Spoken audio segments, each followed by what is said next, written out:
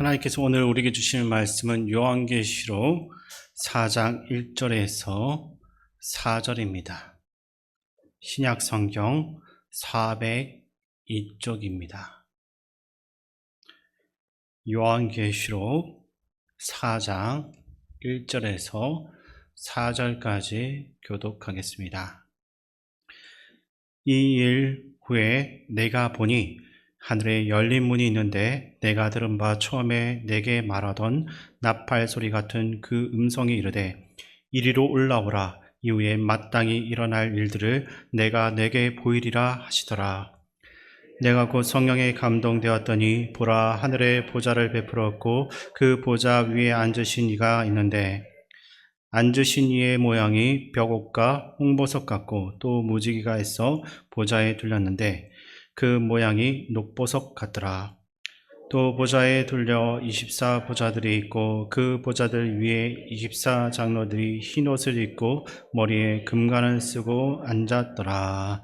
아멘. 이 시간 우리 서로를 보면서 인사 나누겠습니다. 반갑습니다. 잘 오셨습니다. 네.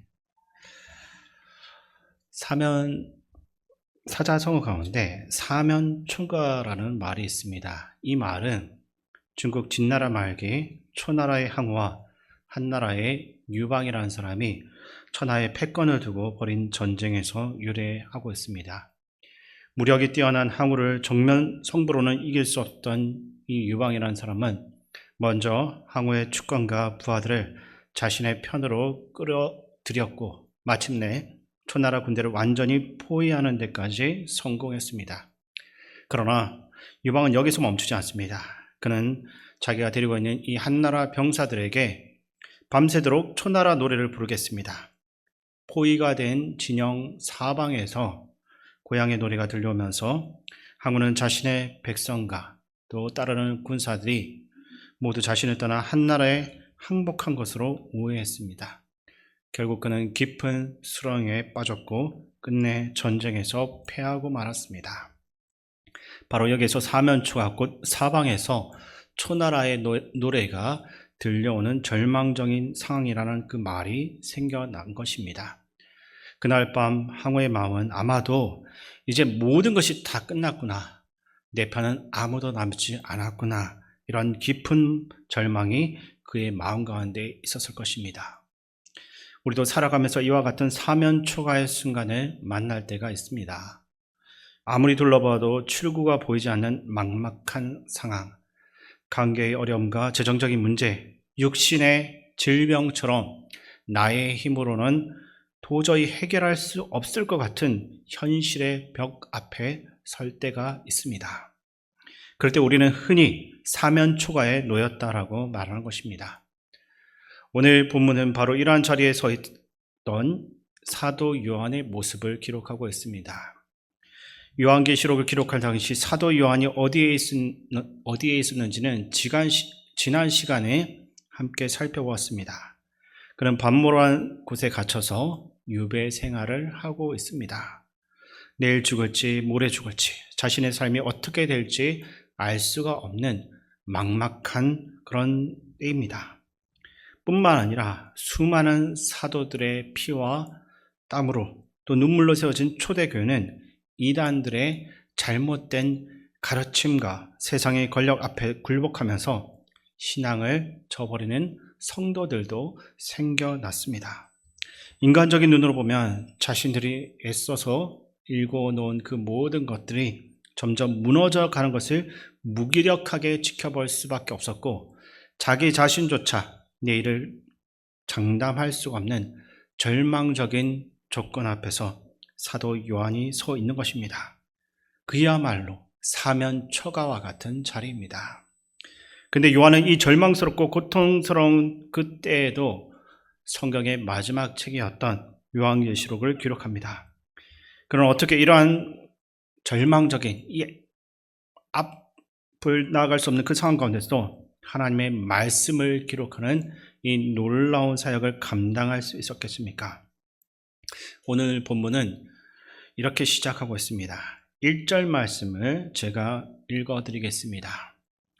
이 일 후에 내가 보니 하늘에 열린 문이 있는데 내가 들은 바 처음에 내게 말하던 나팔 소리 같은 그 음성이 이르되 이리로 올라오라. 이후에 마땅히 일어날 일들을 내가 내게 보이리라 하시더라. 아멘.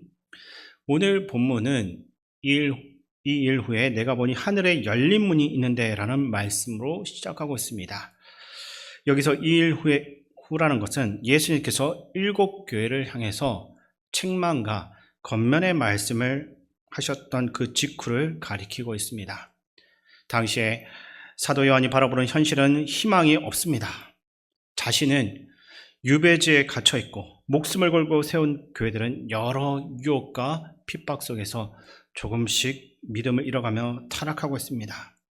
미래를 기대하기 어려운 절망적인 때인 것입니다. 바로 그때 요한은 자신의 현실만을 바라보지 않았습니다. 그는 하늘의 열린 문을 바라보았습니다. 절망적인 현실보다 하나님께서 열어놓으신 하늘의 문에 그 시선을 고정했던 것입니다. 우리도 때로는 사면초가 같은 현실 앞에서 그 현재의 환경에만 시선을 빼앗긴 채 낙심하며 살아가는 순간이 있습니다. 관계의 문제, 경제적인 어려움, 건강의 문제에 마음이 묶여 있으면서 정작 하나님을 바라보지 못하는 영적인 결핍은 깨닫지 못할 때가 많은 것입니다. 세상이 주는 염려와 유혹에 마음을 빼앗긴 채 믿음의 눈을 잃어버리고 있지는 않은지 오늘 우리의 신앙을 한번 돌아보시기 바랍니다. 1절 하반절을 보면 사도 요한이 하늘을 바라보며 하나님께서 열어주신 그 차원의 문 앞에 서 있을 때 가장 먼저 경험한 것은 하나님의 음성을 듣는 것입니다. 하나님의 음성은 무엇을 해야 할지 정말 몰라가지고 방황하던 요한에게 분명한 사명과 방향을 제시하고 있습니다. 하나님의 음성을 듣기 전까지 요한은 하늘을 바라보고 있기는 했지만 여전히 막막했습니다. 현실은 전혀 변치 않고 교회는 흔들리고 있고 자신은 그 교회를 돕기 위해서 나가지도 못하는 상황입니다. 인간적인 눈으로 보면 정말 낙심하고 절망할 수밖에 없습니다. 그런데 하나님께서 요한에게 분명하게 말씀하십니다. 이리로 올라오라. 이후에 마땅히 일어날 일들을 내가 내게 보이리라. 이 말씀은 그저 장소를 옮기라는 초청이 아닙니다. 절망 가운데 고통받고 있는 요한에게 새로운 꿈과 비전을 주시겠다는 약속입니다. 앞으로 하나님께서 이루실 일과 요한이 감당해야만 하는 그 모든 사명을 보여주시겠다는 하나님의 놀라운 선언이었습니다.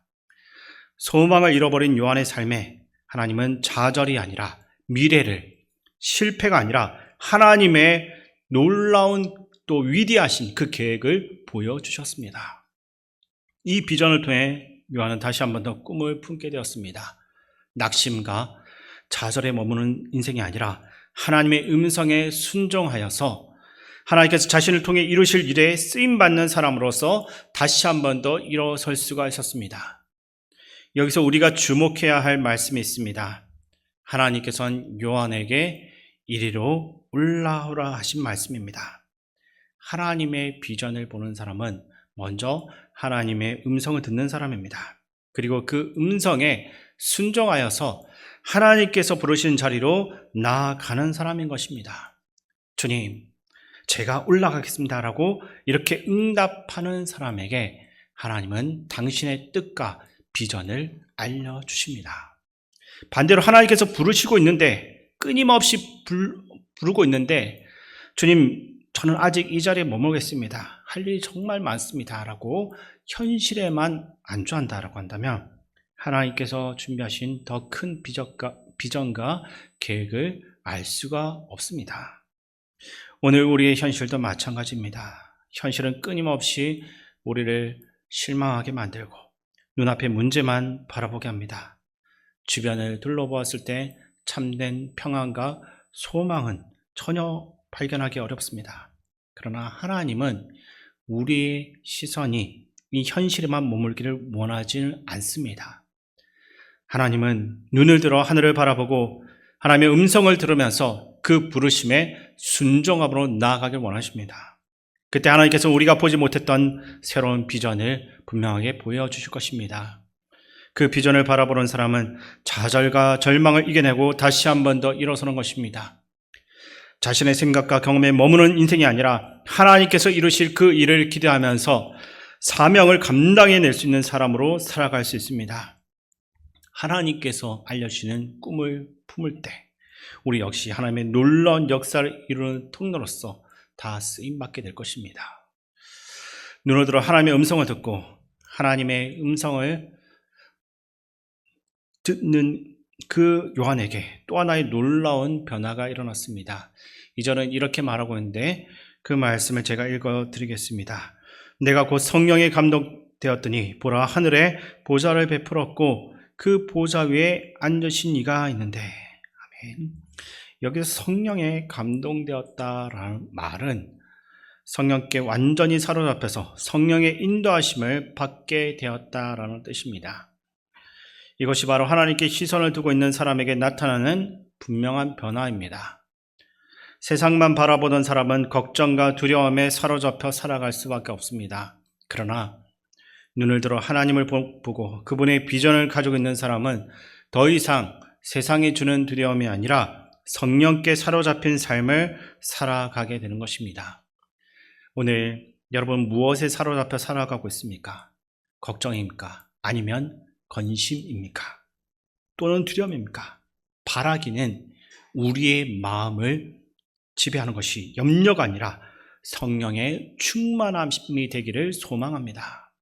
성령으로 충만한 사람은 결국 누가 참된 왕인지를 분명히 알게 됩니다.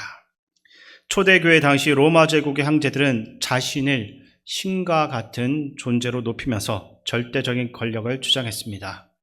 로마 제국의 지배를 받는 모든 사람들은 황제를 숭배해야 했고 그에게 충성을 맹세해야만 했습니다. 하지만 초대교회 그리스도인들은 마음이 달랐습니다. 그들의 마음 중심에 자정하신 왕은 오직 하나님 한 분밖에는 없었기 때문입니다. 황제 앞에 무릎 꿇기를 거부한 대가는 정말 참혹했습니다. 칼바람과 같은 핍박과 피비린내 나는 박해가 그들의 삶을 완전히 집어삼키고 파괴했습니다. 그렇다면 그 모든 시간 속에서 초대교회 성도들은 어떻게 그토록 눈부신 믿음을 지켜낼 수가 있습니까? 차가운 칼날과 붉은 그 불길 앞에서도 로마 황제가 아니라 오직 하나님만이 우리의 유일한 왕이십니다 라고 고백할 수 있었던 비밀은 또 어디에 있는 겁니까? 그것은 결국 그들의 결단이 남다르거나 의지가 강해서가 아닙니다. 오직 성령님의 따스한 그 손길에 붙들려서 그분의 깊은 사랑에 사로잡힌 삶을 살았기 때문입니다. 오래전 일제강점기에 그 어두운 밤을 지나던 소양 주기철 목사님 역시 우리와 똑같이 나약한 한 인간이었습니다. 밀려오는 순교의 공포 앞에 홀로 울면서 뼈를 깎는 그 고문의 두려움에 사로잡히기도 하셨습니다. 하지만 성령께서 그 연약한 심령을 뜨겁게 사로잡은 순간부터 목사님께서는 내 주님을 위해서 나의 목숨까지 다 바치겠다라는 일사각오로 맞서기 시작했습니다. 그리고 그 거대한 국가 권력의 배후에서 역사하는 사탄의 세력에 맞서 마침내 자신의 가장 소중한 생명까지 아낌없이 쏟아부으셨던 것입니다. 고백하건대 우리의 가녀린 힘만으로는 이 믿음의 길을 끝까지 걸어갈 수는 없습니다. 만약 오늘 우리의 삶의 자리에 로마 시대와 같은 핍박의 칼날이 찾아온다면 우리는 과연 어떻게 하겠습니까? 내 사랑하는 가족이 위협을 받고 당장 내 숨통이 조여오는 극한의 순간 앞에서 내가 주님을 위해서 나의 믿음을 지키겠습니다. 자신 있게 말할 수 있는 사람 여기 이곳에서 얼마나 되겠습니까? 우리의 주저앉기 쉬운 의지와 흔들리는 결심만으로는 결코 그 믿음의 길을 걸어갈 수 없습니다. 그러나 성령께서 우리의 손을 꼭 붙잡아 주신다면 이야기는 달라집니다. 성령으로 충만한 사람은 내 초라한 힘이 아니라 나를 위해 생명 주신 하나님의 무한하신 능력으로 끝끝내 그 믿음의 경주를 완주해 낼 수가 있기 때문입니다. 세상의 기준으로 보면 이러한 삶은 참 어리석어 보이기도 합니다. 로마 황제를 숭배하기만 하면 핍박도 피할 수 있고 장사도 편하게 하고 안정된 삶을 계속해서 유지할 수가 있습니다. 그럼에도 초대교회 성도들이 끝까지 하나님을 섬기고 그분을 배신하지 않았던 이유는 성령께서 그들의 마음을 다스리고 계셨기 때문입니다. 성령으로 충만한 사람은 누가 참된 왕인지 분명히 압니다. 참된 자유와 평안은 어디에서 오는지도 알게 됩니다. 그래서 세상의 권력과 보좌 앞에 쉽게 무릎 꿇지 않고 오직 하나님의 보좌 앞에서만 엎드리고 순종하는 것입니다. 세상의 권세는 언젠간 사라지지만 하나님의 보좌와 그분의 나라는 결코 사라지지 않고 영원할 것이기 때문입니다. 우리 또한 순종해야 하는 대상은 돈도 아니고 권력도 아니며 명예도 아닙니다. 오직 하나님 한 분밖에 없습니다. 물론 이런 것은 쉬운 일이 아닙니다. 돈과 권력, 명예 언제나 우리에게 달콤하게 유혹합니다. 때로는 세상의 힘이 너무 커 보여서 타협하지 않고는 살아갈 수가 없는 것처럼 느껴질 때도 있습니다. 사실 그 모든 것은 우리의 힘으로써 이기는 것이 아닙니다. 사도 요한처럼 성령님으로 충만한 삶을 살아갈 때 우리는 세상의 권세 앞에서도 결코 패배하지 않고 오직 하나님만을 섬기는 믿음의 사람으로서 살아낼 수가 있는 것입니다. 오늘 이 시간 다른 어떤 것보다 성령 충만함을 사모하시기 바랍니다. 성령께서 우리의 마음을 다스릴 때 우리는 세상의 보좌가 아니라 하나님의 그 영원한 보좌를 바라보며 끝까지 믿음의 길을 지켜내는 삶을 반드시 살아가게 될 것입니다. 이제 사도 요한은 3절 말씀을 통해 하나님의 어떠한 분인지를 선포하고 있는데 3절 말씀을 제가 읽어드리겠습니다. 앉으신 이의 모양이 벽옥과 홍보석 같고 또 무지개가 있어 보좌에 둘렸는데 그 모양이 녹보석 같더라. 아멘. 성령으로 충만해진 이 요한은 벽옥과 홍옥 그리고 빛의 옷과 같은 무지개로 하나님의 그 모습을 표현하고 있습니다. 오늘날의 보석으로 견져보면 벽옥은 다이아몬드, 홍보석은 루비, 녹보석 또는 빛의 옷이라고 불리는 것은 에메랄드에 가깝다고 볼 수 있습니다. 이 보석들에는 각각 다른 의미들이 담겨져 있습니다. 벽옥은 투명한 유리처럼 빛을 내는 보석으로서 하나님의 거룩하심과 영광을 상징하고 있습니다. 홍보석은 붉은 빛을 띠는 보석으로서 하나님의 구속과 심판을 상징하며 녹보석은 하나님의 자비와 선하심, 소망을 상징하고 있습니다. 그리고 무지개는 언약을 상징합니다. 창세기에서 홍수로 세상을 심판하신 후 하나님께서 노아에게 다시는 물로 심판하지 않겠다라고 약속을 하시면서 그 증표로 보여주신 것이 바로 무지개인 것입니다. 요한은 성령에 사로잡힌 삶을 살게 되면서 자신이 왕으로 섬기고 있는 하나님이 어떠한 분이신지 명확하게 깨닫는 은혜를 경험했습니다. 내가 믿고 있는 하나님이 어떠한 분인지도 모르면서 어떻게 그분을 왕으로 섬길 수가 있겠습니까? 요한은 보석의 형상을 빌려서 하나님이 어떠한 분인지를 정말 명확하게 발견을 하고 바라보며 경험했습니다. 그렇게 주저함 없이 하나님을 나의 왕, 나의 구원자로 선포하며 나아갈 수 있었습니다. 하나님을 직접 만나고 그분이 어떤 분인지를 깨닫지 못한다면 우리는 결코 이 하나님을 우리의 참된 왕으로 모실 수가 없습니다. 연약한 인간이 눈에 보이지 않는 하나님을 왕으로 인정하고 끝까지 순종하는 것은 결코 쉬운 일이 아니기 때문입니다. 비록 우리의 눈으로 하나님을 직접 볼 수는 없지만 성령님을 통해 하나님이 어떠한 분인지 분명히 알아야만 합니다. 하나님을 바르게 할 때 비로소 그분을 우리의 왕으로 모시고 어떠한 고난 속에서도 하나님만을 신뢰하며 나아갈 수 있습니다. 오늘 저와 여러분이 믿고 있는 하나님은 여러분에게 어떤 분이십니까?